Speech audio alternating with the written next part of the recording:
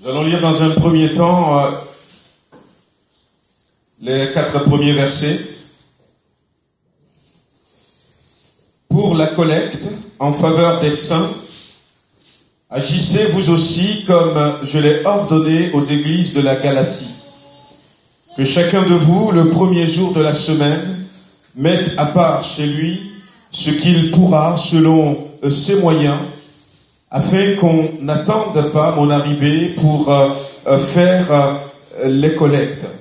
Et quand je serai venu, j'enverrai avec des lettres ceux que vous aurez approuvés pour porter vos dons à Jérusalem. Et s'il vaut la peine que j'y aille, moi-même, je ferai, et ils feront le voyage avec moi. Amen. Alors on va partir de ce verset qui nous parle de collecte, qui nous parle d'offrande. L'apôtre Paul avait, comme vous le saviez, avait fait un premier voyage missionnaire. C'est dessiné derrière la plupart de nos Bibles. Premier voyage missionnaire de Paul. Et puis, il avait fait encore un deuxième voyage. Il a fait un peu le tour de plusieurs pays, de plusieurs contrées. Il a prêché l'évangile, il a annoncé l'évangile. Et au cours de ce deuxième voyage qu'il avait fait, l'église de Corinthe, entre autres, avait été créée par l'apôtre Paul. Et chaque fois, après avoir fait ce voyage, l'église a été créée, l'église a été mise en place à Corinthe. L'apôtre Paul, à la fin de ce voyage, était parti à Jérusalem. Et là, il va se rendre compte que l'église de Jérusalem était en grande difficulté matérielle. Aujourd'hui, on pourrait dire difficulté financière, économique peut-être. Et il va alors, l'apôtre Paul, écrire des courriers. Vous avez entendu, comme je l'avais demandé à Galatie, en Macédoine, il va envoyer des courriers à la Macédoine, dans ces églises qui sont là-bas. Il va demander à ce que les chrétiens puissent faire une collecte pour envoyer à Jérusalem. Et au cours de son 3e voyage, donc il était arrivé à Éphèse, dans Actes chapitre 19. Vous vous souvenez, pour certains, l'apôtre Paul arriva à Éphèse. Et c'était à Éphèse qu'il a écrit la première lettre aux Corinthiens. Il était là-bas et il va leur demander de faire une collecte, le premier jour de la semaine, que chacun puisse mettre quelque chose à part, pour soutenir l'église de Jérusalem. Mais ce qui est bien, c'est que on va partir simplement de cette réalité que l'apôtre Paul, pour discuter d'autres choses ce matin, c'est que, eh bien, l'apôtre Paul va en demandant aux Corinthiens, il va réécrire aussi dans 2 Corinthiens, il va revenir sur ça, parce que entre-temps il a quitté Éphèse, et puis il va envoyer une deuxième lettre, la deuxième épître de Paul, et aussi dans la deuxième épître de Paul également, il va parler de même encore de cette collecte. Il tenait à ça, et il va encore parler de cette collecte qu'il avait demandée. Alors, ce matin, j'aimerais que nous puissions nous arrêter un peu sur cela, dans 2 Corinthiens chapitre 9. Est-ce que l'apôtre Paul, à un moment donné, on pensait que les Corinthiens n'ont pas très bien compris ce qu'il leur demandait, ou est-ce que simplement à un moment donné il voulait, avant d'arriver, insister un peu sur le fait, mais au-delà de la collecte, l'apôtre Paul va donner un enseignement dans 2 Corinthiens chapitre 9.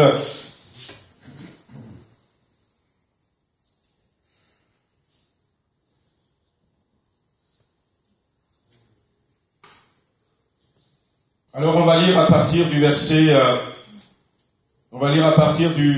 4. Alors je lis dans la version Colombe. Il ne faudrait pas, si les Macédoniens m'accompagnent et ne vous trouvent pas prêts, que cette assurance tourne à notre confusion, pour ne pas dire à la vôtre. L'apôtre Paul est en train de le souligner simplement parce que l'église en Macédoine avait compris le message et ayant compris ce message, eux ils ont donné, ils ont fait des collectes et l'apôtre Paul disait aux Corinthiens qui étaient un peu réticents sur la chose qu'il ne faudrait pas que si les Macédoniens m'accompagnaient et qu'on arrive chez vous, que vous ne soyez pas prêts. Que la collecte n'ait pas été faite, et au verset 5, il leur dit, j'ai donc estimé nécessaire, parce que je ne veux pas qu'il y ait une confusion, je ne veux pas avoir honte, je ne veux pas que vous ayez honte devant les frères de Macédoine, j'ai donc estimé nécessaire d'exhorter les frères à me devancer chez vous, et à s'occuper de votre libéralité déjà promise, afin qu'elle soit prête comme une libéralité et non comme un acte d'avarice. Et comme un acte d'avarice. Et l'apôtre Paul on pourra parler un peu de l'offrande dans la Bible, on pourrait parler un peu du soutien qu'on pourrait apporter à l'œuvre de Dieu. Et c'est vrai que l'offrande dans la Bible se rencontre dès le commencement, dès Caïn et Abel. Ce n'est pas Dieu qui avait demandé, pas du tout. Quand vous lirez Genèse, vous verrez que Dieu n'a pas demandé qu'on fasse des sacrifices pour lui, que Abel offre-moi quelque chose, non. Caïn offre-moi quelque chose, non. Au contraire, Dieu a vu l'homme tomber dans le péché, et Dieu va faire un premier pas. Il va tuer une bête, on ne sait pas laquelle, et il va prendre la peau de la bête et il va confectionner un vêtement pour couvrir la nudité de l'homme et de la femme. Et puis, à un moment donné, c'est Caïn et Abel qui ont eu l'idée, spontanément, d'apporter une offrande à Dieu. Et la Bible dit que Dieu a apprécié l'offrande d'Abel parce qu'il a sacrifié une bête. Mais chacun avait donné à ce moment-là, non pas de l'argent, mais ce qu'il avait. Abel était berger, il a trouvé bon apporter une brebis en offrande à l'Éternel. Et Caïn était agriculteur, il a trouvé bon de ramasser quelques légumes, des courgettes, des courges, je ne sais pas, quelques oignons, et d'offrir à l'Éternel de donner le fruit de son travail. Et puis, dans la Bible, en avançant un peu, nous voyons Abraham. Abraham, au chapitre 14 de Genèse, va être alerté par quelqu'un en disant, eh bien, il y a Kedorlaomer, qui était un roi puissant, un roi de Goïm, avec d'autres rois avec lui, qui ont attaqué Sodome et Gomorrhe, et puis d'autres royaumes également. Et ils ont remporté la victoire, ils ont pris des prisonniers, et parmi les prisonniers, il y a ton neveu, Lot, sa maison, et tous ses biens.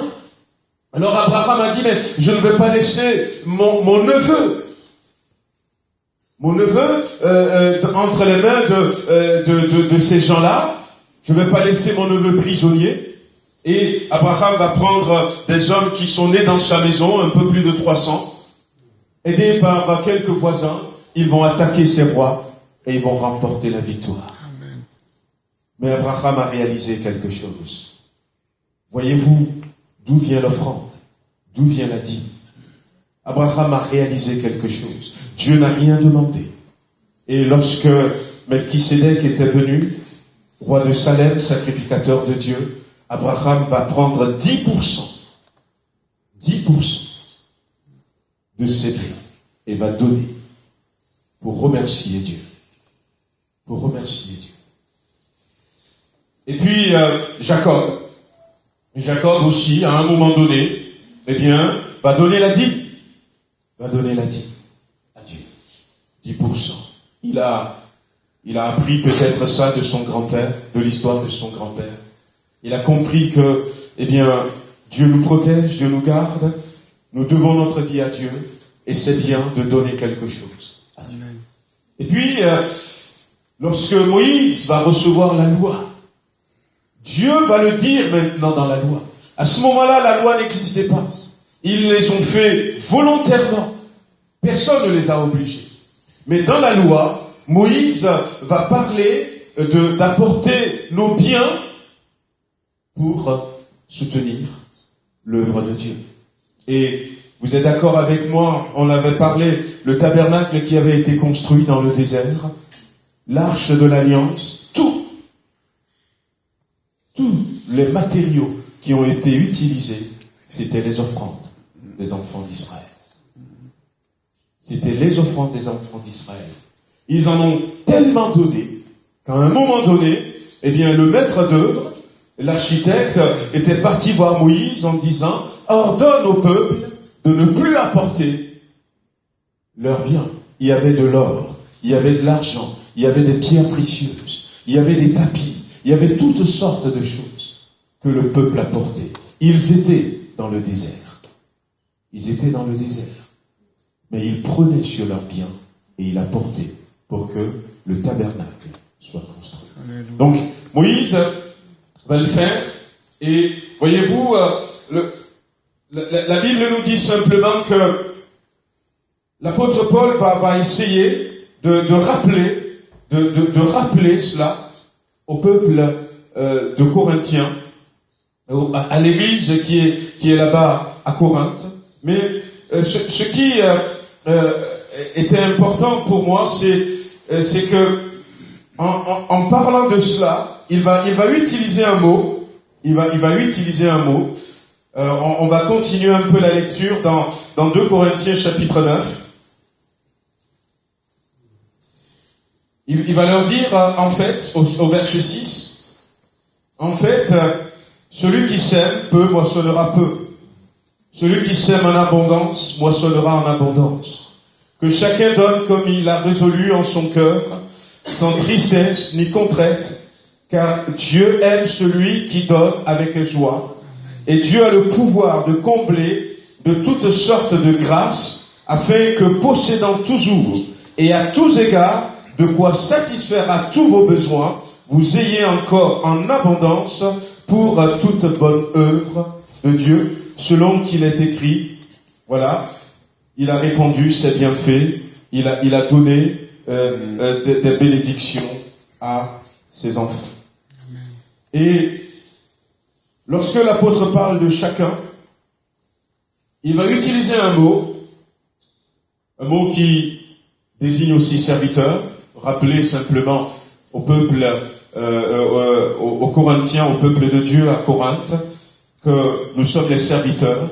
Mais le mot qu'il va utiliser, ce n'est pas le mot doulos. On sait que l'apôtre Paul, il va utiliser au moins 9 mots différents en grec pour désigner serviteur.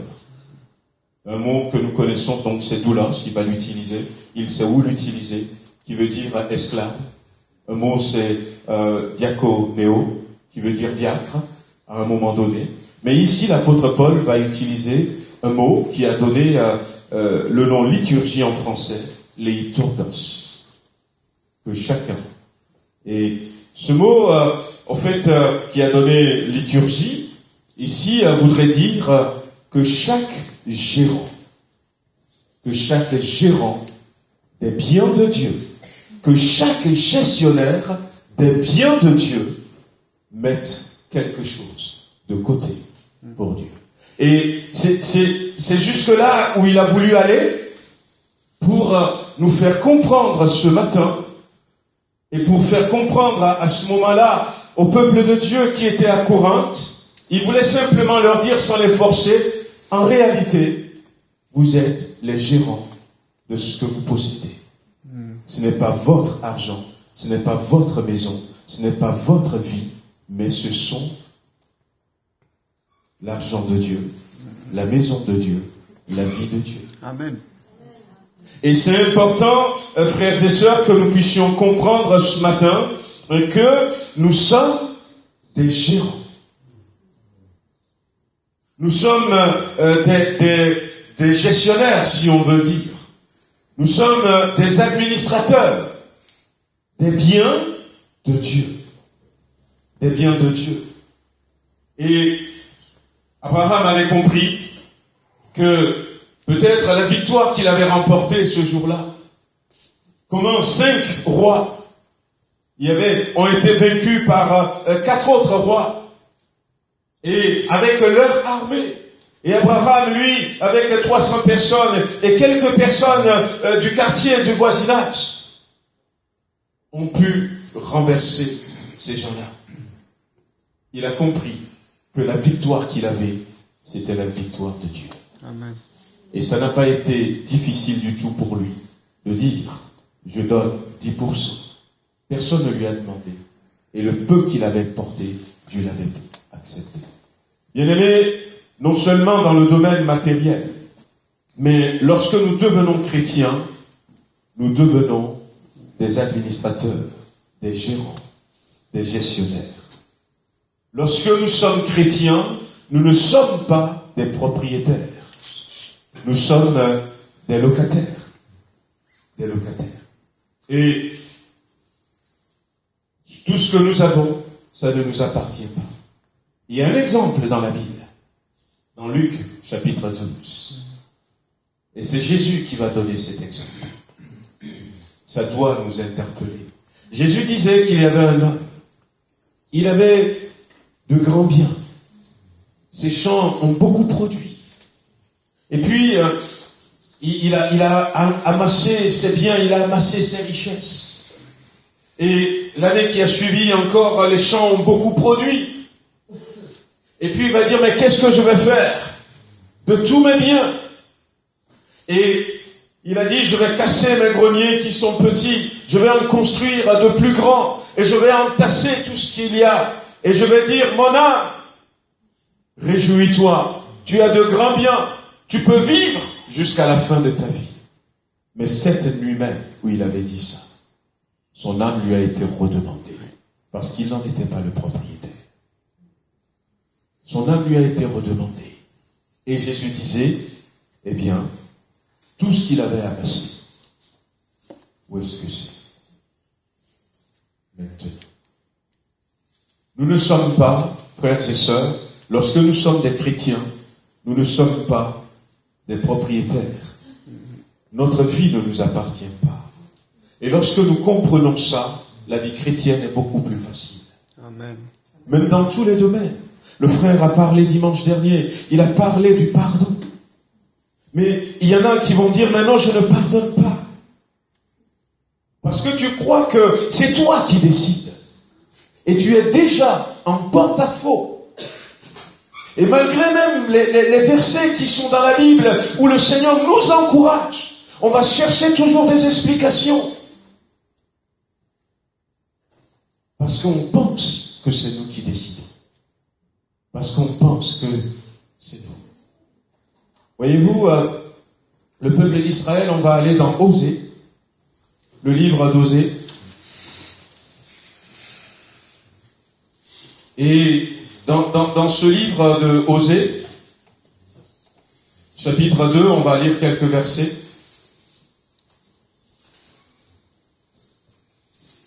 Osée, c'était un des prophètes qui m'avait beaucoup surpris au début, mais qui m'avait aussi interpellé quand j'ai vu ce que Dieu lui avait demandé. Waouh! J'ai dit, mais Seigneur, la vie chrétienne... Osée chapitre 2, on va d'abord lire le verset 10.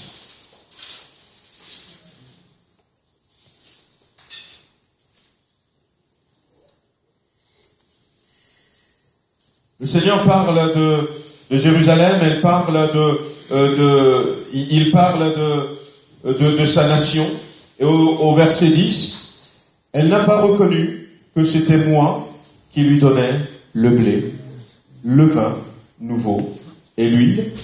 Voilà. Elle n'a pas reconnu que c'était moi qui lui donnais le blé, le mou et l'huile.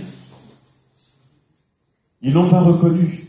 Bien aimé, ce que le Seigneur attend de nous en tant que gestionnaire, c'est de comprendre que notre vie ne nous appartient pas.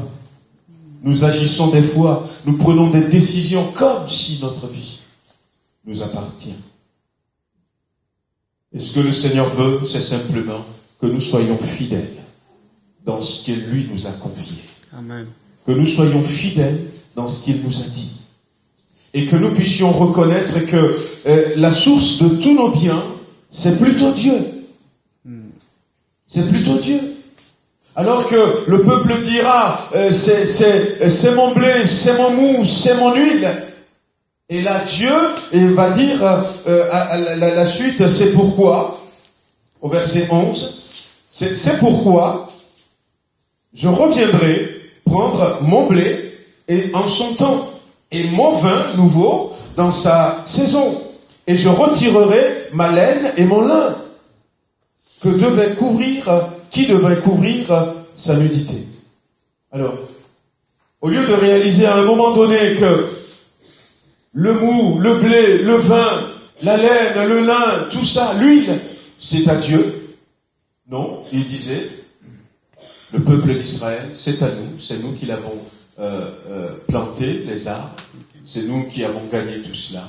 Et Dieu dit, à un moment donné, je reviendrai, et moi je reprendrai ce qui est à moi.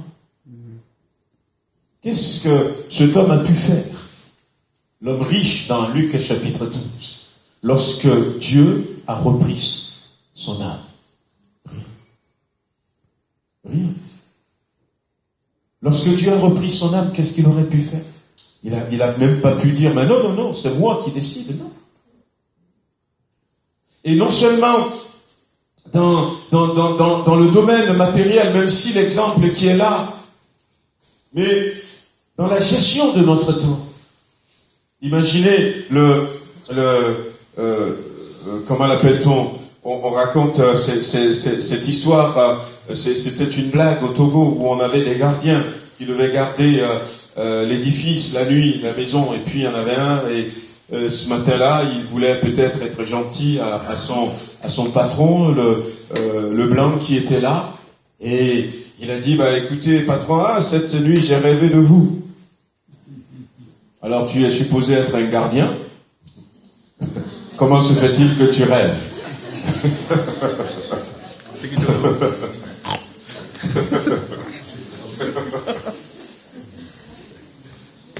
Et imaginez un patron qui nous paye et notre temps, que nous disons notre temps, à partir du moment où nous signons un contrat avec ce patron et que lui va nous payer, notre temps de 9h peut-être à midi lui appartient. Amen. Même dans la gestion de notre temps. Dans tout. Notre temps appartient à Dieu. On trouve tellement difficile. Et des fois même, quand on arrive, cette semaine, je suis venu à la réunion de prière, ou je ne sais pas, à la réunion d'église, on pense qu'on fait une faveur à Dieu. On pense qu'on fait une faveur à Dieu. Et des fois même, on s'attend à ce que Dieu nous dit, c'est très très bien, tu as très bien fait, félicitations. Alors que nous lui devons toute notre vie. Amen. Nous lui devons tout notre temps. Nous lui devons tout notre être. Tout notre être. Si Jésus n'est pas mort à la croix, où est-ce que moi je serai? Certainement pas devant vous ce matin. Même peut-être pas en France. Peut-être même pas en vie. Et si je suis encore vivant physiquement, c'est que la vie d'un pécheur, sans le sacrifice de la croix, où est-ce que nous serons? La vie chrétienne consiste, et c'est ce que l'apôtre Paul va chercher à faire comprendre aux Corinthiens. Alors je ne sais pas pourquoi il s'était senti obligé d'aller jusque-là pour le leur dire en disant, écoutez, vous êtes des gestionnaires de ce que Dieu vous a confié. Tout ce que vous avez, ça ne vous appartient pas. C'est un peu comme il le dira plus tard. Et Dieu a le pouvoir de vous combler de toutes sortes de grâces, afin que, possédant toujours, à tous égards, de quoi satisfaire à tous vos besoins, vous ayez encore en abondance pour toute œuvre bonne. Amen. On va leur dire que la source de tout ce que vous avez, c'est Dieu. C'est Dieu. Voyez-vous, dans le Nouveau Testament, il y a cet exemple que j'avais cité tout à l'heure, de cet homme riche qui nous interpelle, que le Seigneur nous aide à comprendre que ma voiture, le jour où il y avait cette sœur, on voulait aller la déposer, et puis elle a dit non, je veux pas vous gêner. Et puis on lui a dit vous ne nous gênez pas, donc on va aller vous déposer chez vous. Elle est sortie de la réunion à Saint-Étienne, il faisait tard, c'était 21h30 déjà. Et puis on craignait un peu qu'elle rentre à pied aussi loin où elle habite la nuit. Puis on a essayé de lui parler et elle est restée très très modeste sur sa position. Et je lui dis, tant pis. De toute manière, je le dirai au patron que moi je ne suis qu'un chauffeur. Dieu m'a donné cette voiture pour le servir, pour ramener, entre autres, ses enfants à la maison. Moi je ne suis qu'un chauffeur. Maintenant, si vous refusez, et là, ça la fatigue. Ça la fatigue. Mais de la même manière que je réalise que, même ma voiture, Dieu me l'a donnée pour le servir. Elle a réalisé aussi finalement que les choses qu'elle possède, Dieu lui a données pour le bien des autres. Ce que le Seigneur attend de nous, c'est être fidèle. Être fidèle dans tout ce qu'il nous avait confié. Rappelez-vous de la parabole des talents. Quelqu'un a reçu 5, un autre 3, un autre un seul talent. Mais ce que Dieu nous a donné, il veut que nous soyons de bons gestionnaires. Amen. L'apôtre Paul, dans 2 Corinthiens chapitre 8, on va arriver un peu, on va retourner une page en arrière.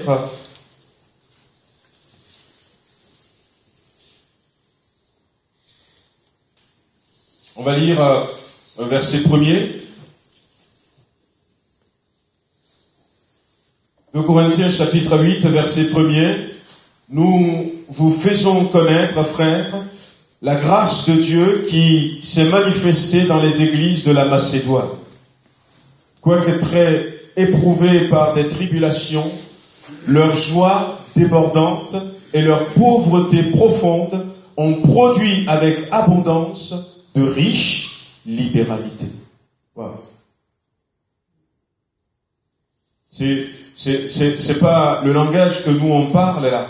L'apôtre Paul va donner des exemples aux Corinthiens qui vont dire peut-être nous n'en avons pas assez. On ne peut pas soutenir, on ne peut pas donner. J'ai besoin moi de mes 9 heures de sommeil. Je ne peux pas me réveiller pour prier le Seigneur. C'est qui commande? C'est qui est le patron? Jésus, à un moment donné, va ouvrir les yeux aux pharisiens de son époque et va leur dire, je le dis à ma manière, vous croyez que votre Père c'est Dieu, mais non, votre Père c'est le diable. Il va être crash comme ça. Ce sont des pharisiens, des gens qui se retrouvaient dans des synagogues. Parmi eux, il y avait des docteurs de la loi de Dieu. Il leur dira, votre père, c'est le diable. Vous êtes un menteur et votre père, c'est le diable. Vous vous mentez à vous-même quand vous pensez que, votre temps vous appartient. Et que vous pouvez faire ce que vous voulez de votre vie et de ce que Dieu met dans votre vie. On peut lire dans Deutéronome. On va lire dans Deutéronome, avant de revenir ici, là, dans Deutéronome chapitre 8. Ça va nous aider à comprendre un peu plus Deutéronome chapitre 8. Quelques versets, verset 14, de verset 10 à 14, dans un premier temps. Vous l'avez trouvé. Lorsque tu mangeras et te rassasieras, tu béniras l'Éternel ton Dieu pour le bon pays qu'il t'a donné. Garde-toi d'oublier l'Éternel ton Dieu au point de ne pas observer ses commandements, ses ordonnances et ses lois que je te prescris aujourd'hui. Lorsque tu mangeras et te rassasieras, lorsque tu bâtiras et habiteras de belles maisons, lorsque tu verras multiplier ton gros et ton menu bétail, s'augmenter ton argent et ton or, et s'accroître tout ce qui est à toi, prends garde que ton cœur ne s'enfle et que tu n'oublies l'Éternel ton Dieu qui t'a fait sortir du pays d'Égypte, de la maison de servitude. Le verset 17. Garde-toi de dire en ton cœur, ma force et la puissance de ma main m'ont acquis ces richesses. Et le verset 18, on termine. Souviens-toi de l'Éternel ton Dieu, car c'est lui qui te donnera de la force pour les acquérir, afin de confirmer, comme il le fait aujourd'hui, son alliance qu'il a jurée à tes pères. Alléluia. Dieu était clair.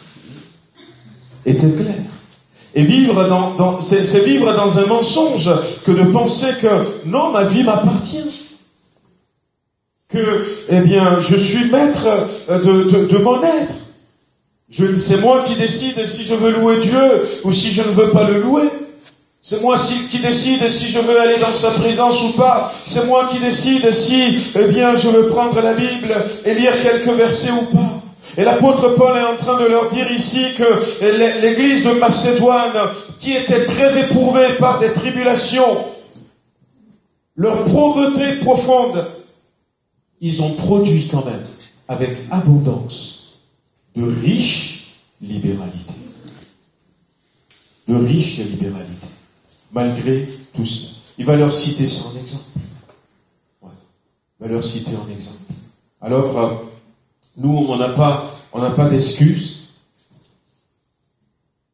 L'apôtre Paul va leur citer aussi, toujours dans 2 Corinthiens chapitre 8, il s'était consacré, vous pouvez relire un peu tout cela, car vous connaissez, au verset 9, car vous connaissez la grâce de notre Seigneur Jésus-Christ, qui pour vous s'est fait pauvre, de riche qu'il était, afin que par sa pauvreté, vous soyez enrichis.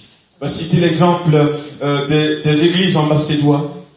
Il va citer aussi l'exemple de Christ lui-même.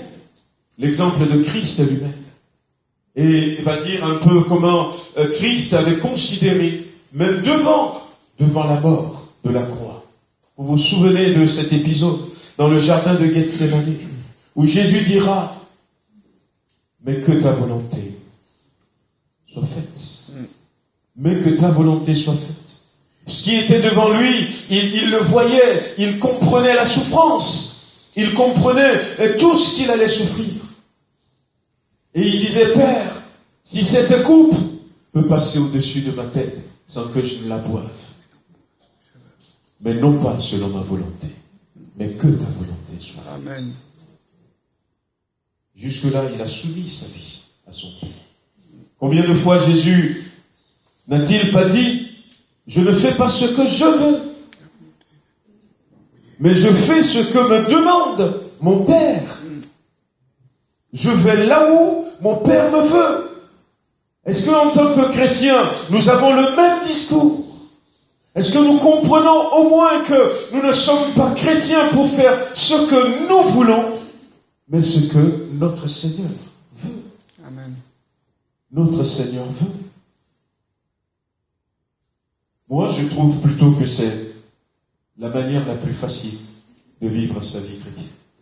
Quand j'étais au Puy-en-Velay, c'était une église compliquée au départ, et je vais rencontrer des situations compliquées. Oh, je ne me cassais pas la tête. J'étais stagiaire. Alors, j'étais seul, maître à bord. Mais quand je vois, je dis, mais non, c'est pas moi qui prends la décision. C'était très facile.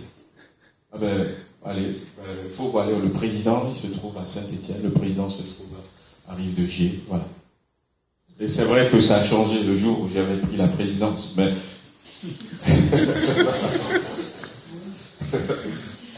mais je trouve que c'est facile de dire ce n'est pas moi qui décide. Et ça nous permet, et c'est ce que l'apôtre Paul dira aussi, les bienfaits. Les bienfaits. Déjà, dans Matthieu 21, je vais rappeler rapidement cet exemple où Jésus était dans le temple. Et les gens apportaient leur offrande. Quelques billets d'euros, et puis quelques chèques et tout. Et il y avait cette mamie qui a apporté 2 sous. Et Jésus qui disait à ses disciples, cette mamie a donné plus que tout le monde. Et les disciples ont quand même vu, elle a donné 2 sous. Et l'autre, il a donné peut-être 1000 euros, je sais pas. Et Jésus a dit qu'elle a donné de son nécessaire. Tout ce qui lui restait pour vivre. Est-ce que nous avons le même raisonnement, frères et sœurs? Et Jésus n'a pas dit, oh mamie, écoute, reprends tes 2 sous. Non. Jésus l'a laissé déposer ses 2 sous pour Dieu. Est-ce que Dieu veut qu'elle meure de faim? Non. Dieu a toujours pourvu aux besoins des veuves et des orphelins. La veuve de Sarepta, par exemple. Dieu a toujours pourvu la veuve qui était mariée à un prophète, à un fils des prophètes. Le fils des prophètes était mort. Et le créancier voulait prendre l'enfant de cette veuve comme esclave. Dieu va pourvoir. Mais c'est beaucoup plus important pour nous de comprendre que ce que j'ai est à lui. Est à lui. Que de dire, eh bien, ce que j'ai, j'en ai besoin pour vivre. J'en ai besoin pour vivre. Une fois, je ne sais pas si j'ai été très loin, mais je prêchais à des jeunes sur le mariage. Et je leur disais que moi je trouve que le premier point, je ne sais pas si j'ai été trop loin, c'est d'abord que vous posez la question. Est-ce que Dieu veut qu'on se marie? Est-ce que Dieu veut qu'on se marie? Vous savez, quand à l'époque où il y avait l'esclavage, avant que l'esclave se marie, c'est le patron qui donnait la permission. Et sous des conditions. La femme que tu vas épouser devient aussi mon esclave, mais les enfants qui naissent n'appartiennent pas à l'esclave et à sa femme, appartiennent à son patron. Le jour où il décide de partir, il partira seul, sans ses enfants. C'est vrai que le Seigneur nous laisse la liberté. La liberté. Quelqu'un rappelait la dernière fois et disait qu'il a étonné de voir que dans toutes les religions, et ça, on l'avait déjà dit, je l'ai déjà dit ici, dans toutes les religions du monde, où il y a des mensonges, des contrefaçons, des idoles, les gens sont très sérieux avec ce qui n'est pas Dieu. Mais là où il y a la vérité, les chrétiens ne s'embêtent pas à respecter un tout petit peu ce que Dieu leur demande. Comment voulons-nous faire la différence? Comment voulons-nous faire la différence? Il y a de quoi voir qu'il y a 10 ans en arrière, il y a 5 millions de musulmans en France. Et qu'aujourd'hui, il s'approche des 10 millions. Et que nous étions 40 000 il y a 10 ans. Et qu'aujourd'hui, nous sommes encore 40 000. Il y a de quoi?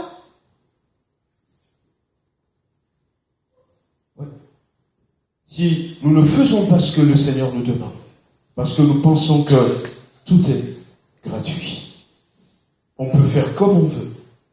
On peut faire comme on veut. Et l'apôtre Paul va leur citer l'exemple d'autres chrétiens comme eux, même pas des chrétiens aisés, mais va leur citer le plus grand exemple que nous avons, qui est l'exemple de Jésus-Christ. Voyez-vous, on pense que lorsque nous investissons dans l'œuvre de Dieu, lorsque nous donnons à Dieu, nous nous appauvrissons. mais c'est tout le contraire.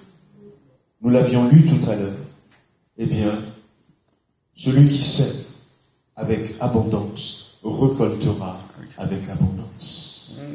Celui qui sème peu récoltera peu. Et Dieu a dit que tant que le ciel et la terre demeureront, tant que le jour et la nuit se succéderont, le temps de la moisson succédera toujours au temps des semailles. Ce que chaque homme plante, il le récoltera. Tant que le ciel et la terre subsistent, le jour et la nuit se succèdent, ce que tu sèmes, tu le récolteras. Si tu ne sèmes pas du temps dans ta vie spirituelle, n'espère pas récolter des bénédictions. Oui. Si tu ne sèmes pas du temps pour te consacrer au Seigneur, mais n'espère pas récolter une vie engagée, sanctifiée. Si tu ne sèmes pas pour Dieu, n'espère pas que tu vas récolter de Dieu. C'est clair. N'espère pas. La Bible dit que Dieu va nous bénir. Déjà, dans Deutéronome chapitre 8, il a dit tout cela. C'est moi, souviens-toi que c'est moi qui te donne la force d'avoir tout cela, de multiplier ton argent, ton or, de faire en sorte que tes brebis puissent donner naissance à d'autres brebis, de te permettre d'avoir une maison. C'est moi qui te donne tout cela. Et dans Osée, nous l'avions lu aussi, la Bible dit que c'est mon lin, c'est ma laine, c'est mon huile. C'est moi qui te donne tout cela. Et il est capable de nous en donner tout le temps. Amen. Il est capable de nous en donner tout le temps. Imaginez que ma fille, elle a des économies. Elle a des économies. Et puis, je lui dis, écoute, tiens, j'ai besoin de miel, mais même j'ai oublié. Et puis, en revenant du coteau, elle prend son économie qu'elle avait sur elle, et puis elle m'achète le miel. Et je vais dire merci, et puis je vais la laisser sans ses économies, sans ses sous. Non seulement je suis très content qu'elle l'ait fait, mais si elle avait dépensé peut-être 15 €, je serais même tenté de lui donner beaucoup plus. Amen. Beaucoup plus. Au lieu de dire, eh bien, je sais que mon papa a besoin de miel, mais j'ai que 15 €, je les garde pour moi. Et c'est comme ça que nous réagissons. J'ai que 15 €, je les garde pour moi. Et garde-les pour toi. Garde-les pour toi. Mais sache que ce que tu sèmes, c'est ce que tu récolteras. Et la Bible nous dit, même dans Malachie, chapitre 3, on va terminer avec Malachie. Dans ce verset, Dieu va aller beaucoup plus loin.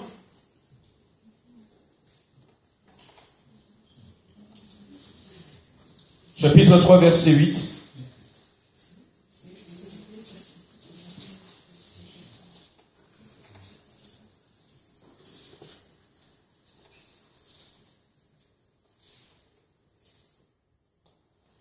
On va lire jusqu'à la fin. Un homme trompe-t-il Dieu? Car vous me trompez. Et vous dites, en quoi t'avons-nous trompé? Dans les dîmes et les offrandes. Non pas les dîmes ou les offrandes, mais les dîmes et les offrandes. Vous êtes frappés par la malédiction. Et vous me trompez, la nation tout entière. Apportez à la maison du trésor toutes les dîmes, afin qu'il y ait de la nourriture dans ma maison. Mettez-moi de la sorte à l'épreuve, dit l'Éternel des armées, et vous verrez si je n'ouvre pas pour vous les écluses des cieux. Et vous verrez si je n'ouvre pas pour vous les écluses des cieux, si je ne répands pas sur vous la bénédiction en abondance. Et la suite nous dit, pour vous je menacerai celui qui dévore. Et il ne vous détruira pas les fruits de la terre, et la vigne ne sera pas stérile dans vos campagnes, dit l'Éternel des armées. Nous pensons il est évident, frères et sœurs, que si je reviens à cet exemple, eh bien, ma fille qui me fait ça, non seulement je vais lui donner plus, mais elle aura gagné de l'estime dans mon cœur. Je dirais, mais elle pense aux besoins de son père. Et si, par exemple, elle a un autre besoin qui n'est même pas financier, je serai peut-être beaucoup plus prompt à répondre à ce besoin. Parce qu'en faisant simplement ça, eh bien, elle a créé quelque chose de plus dans la relation qui me lie à elle. Il y a certains qui, par leur attitude, créent des choses qui viennent en moins de la relation qui nous lie à Dieu. Mais d'autres qui peuvent créer quelque chose de plus dans la relation qui nous anime. Dieu nous aime, frères et sœurs. Dieu nous aime. Jésus dira, donnez et il vous sera donné. Et il dira même, on donnera à celui qui donne. Mais c'est ça la vie chrétienne. C'est une vie qui est aussi basée sur le don. Jésus a donné. Dieu a donné. Et nous devons être de ceux qui donnent. Mais nous donnons lorsque nous comprenons que nous sommes des gestionnaires. Et l'apôtre Paul, qui voulait que les Corinthiens ne soient pas frustrés, mais comprennent bien ce qu'il leur demande, va leur dire ce mot. On est resté simplement sur ce mot ce matin, que nous sommes les administrateurs, nous sommes les gestionnaires, nous sommes les gérants de tout ce que Dieu nous donne. Mais va les rassurer aussi en disant que Dieu ne nous laissera pas, Dieu ne nous abandonnera pas. Voilà. Donc, c'est vrai que nous sommes dans le Nouveau Testament. Certains disent, on n'a plus besoin de donner la dîme. C'est peut-être vrai. Jésus va en parler une seule fois. Il va dire, c'est ce qu'il fallait faire. Vous payez la dîme de l'ânette et du cunin, mais vous négligez certaines choses. C'est ce qu'il fallait faire. Jésus n'a pas aboli la dîme. C'est ce qu'il fallait faire sans, pour autant, mettre de côté les autres. Mais Jésus nous dira aussi que si notre justice, à nous, ne surpasse pas la justice des pharisiens et des sadducéens, eh bien, ça ne nous sert à rien. Ça ne nous sert à rien. Les pharisiens étaient, ce qu'ils savent, c'est des gens qui espèrent respecter la loi, mais Jésus nous invite à les dépasser, à les dépasser. La dîme dans la loi, c'est ce que Dieu réclame, c'est ce que Dieu dit que ça lui revient. Les offrandes, c'est ce que nous lui apportons volontairement. Nous lui apportons volontairement. C'est pour Dieu que je le fais. C'est pour Dieu que je le fais. Je le donne. J'ai même pas besoin que Dieu vienne me dire, mais oh Lolo, tu m'as pas donné. Non. Voilà. Donc je veux lui donner, même au-delà de ce qui lui revient, au-delà de ce qui lui revient. Mais non seulement dans le domaine matériel. Ce matin, mais j'attire votre attention sur tous les autres domaines de notre vie. Tous les autres domaines de notre vie. Nous pouvons éviter bien des malédictions. Nous pouvons éviter bien des maladies. Nous pouvons éviter bien des tempêtes. Nous pouvons éviter bien des soucis lorsque nous considérons que nous sommes les gestionnaires, les administrateurs de ce que nous avons et que ce n'est pas nous-mêmes qui les avons de notre force, mais que c'est Dieu qui nous les donne. Amen. Amen. Amen. On va baisser les têtes, on va prier. Seigneur notre Dieu, nous voulons te remercier ce matin encore pour cette exhortation. Aide-moi à comprendre que ma vie est entre tes mains, que ma vie dépend de toi. Je veux te remercier encore ce matin. Tu vois, nous avons eu à cœur de prier pour nos bien-aimés. Alors que, Seigneur, la sœur avait demandé l'onction d'huile, elle a réalisé, Seigneur, et nous avec elle, que nos bénédictions viennent de toi, Seigneur. Amen. Tout ce que nous pouvons avoir, ça nous vient de toi. Seigneur, donne-nous aussi de comprendre que nous sommes les gestionnaires, nous sommes ces administrateurs, ces gérants de tout ce que tu nous donnes, et donne-nous la sagesse de bien gérer ces choses. Amen. Dans le beau et précieux nom de Jésus-Christ. Amen. Amen. Amen. Alléluia. Quelques annonces et l'offrande avant de se